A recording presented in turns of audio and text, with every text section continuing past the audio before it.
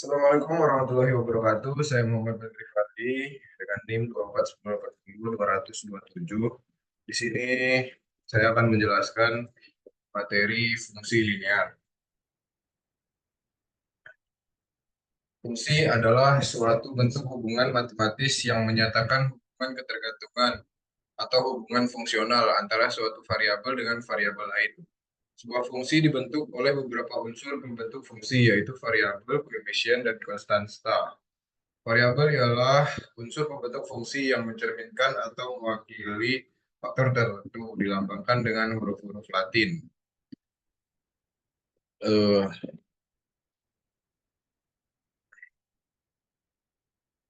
Koefisien ialah bilangan atau angka yang terkait pada dan terletak di depan suatu variabel dalam suatu fungsi. Adapun konstanta ialah bilangan atau angka yang turut membentuk sebuah fungsi tetapi berdiri sendiri sebagai bilangan dan tidak terkait pada suatu variabel tertentu. Selanjutnya ada fungsi linear. Fungsi linear atau fungsi berderajat satu ialah fungsi yang pangkat tertinggi dari variabelnya adalah pangkat satu.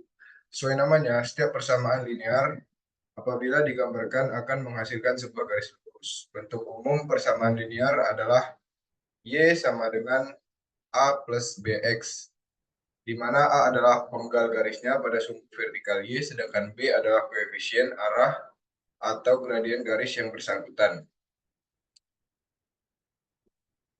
Grafiknya berupa garis lurus, dibentuk berdasarkan dua titik, titik dan gradien, titik potong dengan sumbu, dua titik potong atau dui penggal.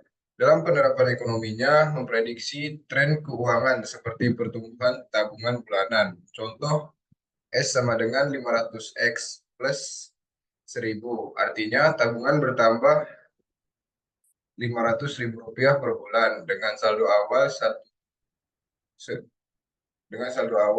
juta rupiah. Selanjutnya,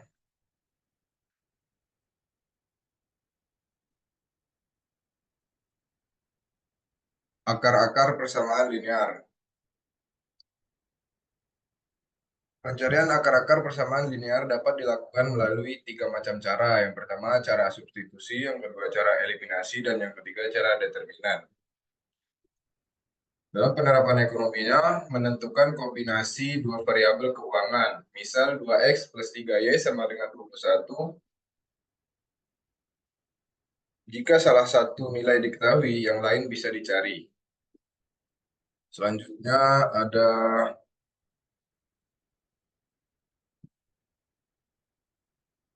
fungsi permintaan dan penawaran. Teori permintaan. Jika harga suatu barang meningkat, maka permintaan terhadap barang tersebut akan menurun. Sebaliknya, penurunan harga barang tersebut akan mendorong peningkatan permintaannya.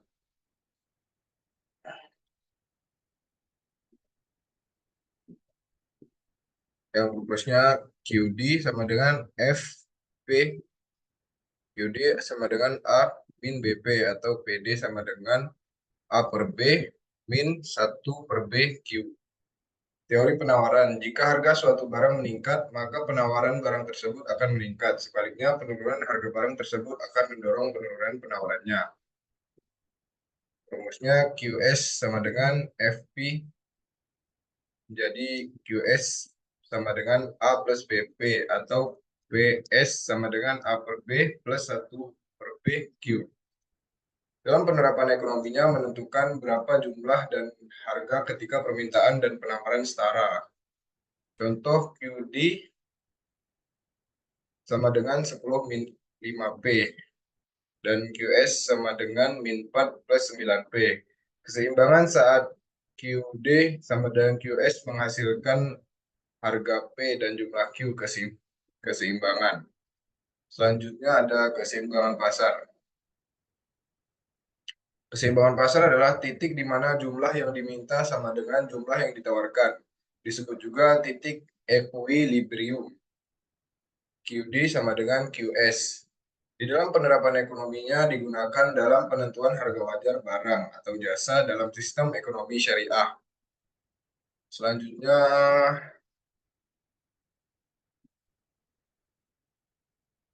Ada pengaruh pajak.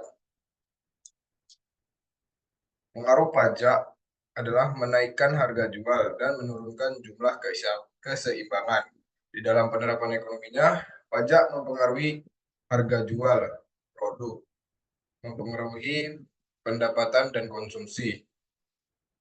Contoh, jika subsidi Rp, jika subsidi Rp2 per unit, maka fungsi penawarannya penawarannya berubah dari QS sama dengan min 4 plus 2P menjadi QS sama dengan min 4 plus 2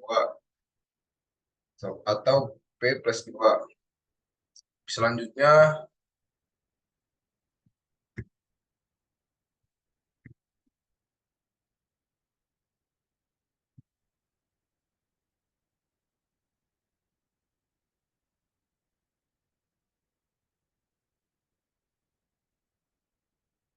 pengaruh subsidi. Pengaruh subsidi menurunkan harga jual dan meningkatkan jumlah keseimbangan. Analisis dilakukan dengan menyesuaikan fungsi penawaran. Dalam penerapan ekonominya, subsidi membantu produsen atau masyarakat, misalnya subsidi pupuk atau subsidi BBM.